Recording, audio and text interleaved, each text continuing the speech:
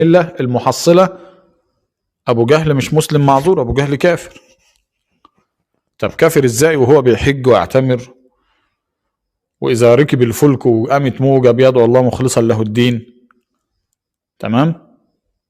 هي دي الإجابة بكل بساطة، إن إذا اجتمع في الشخص إسلام وكفر، لو الكفر ده كفر أكبر مش كفر أصغر، يساوي كافر، يساوي مشرك، لأسباب كتيرة، من ضمنها استحالة اجتماع الضدين، من ضمنها إن الشرك محبط للحسنات، ومن ضمنها الأمر بقى اللي احنا بنركز عليه، إن وجود الشرك يمنع منعا أوليا ابتدائيا حصول التوحيد أصلا.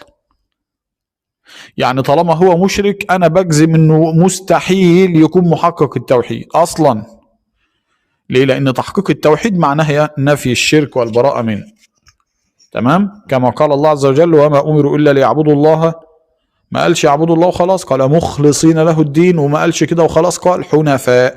الحنيف هو المائل عن الشرك المتبرئ منه. وزي ما قلنا كثير من آيات القرآن بيقرن فيها التوحيد بلفظه وحده لا شريك له، يعني مش وحده كمان، اصلا لفظة وحده تدل ان من غير شريك، ولذلك ومع ذلك يؤكد بلفظة لا شريك له. تمام.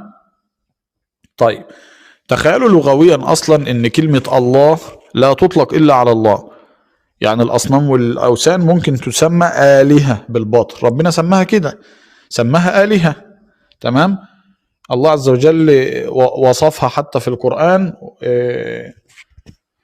ويوم يناديهم وما يعبدون من دون الله فسماها تعبد. تمام.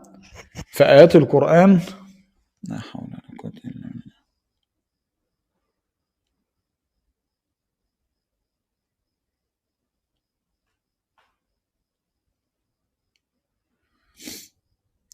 طيب هو اللي اسمه عمار ده بيحضر معانا بقاله يجي سنتين يا أخي، غريب، معرفش عنه حاجة والله. يعني سيبه بقى يحضر طالما ما شتمش أو ما قالش لفظ مسيء للدين، خليه، نسأل الله العافية.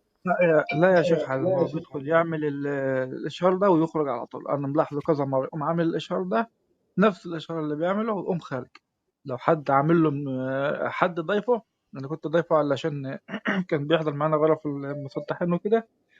لما شفته كده أنا كنت ما أعرفش إن هو ملحد إلا لما دخلت غرفة كده لقيته فيها فاتأكدت إن هو ملحد. هو بيدخل يشتم طب ويمشي. طيب الله المستعان.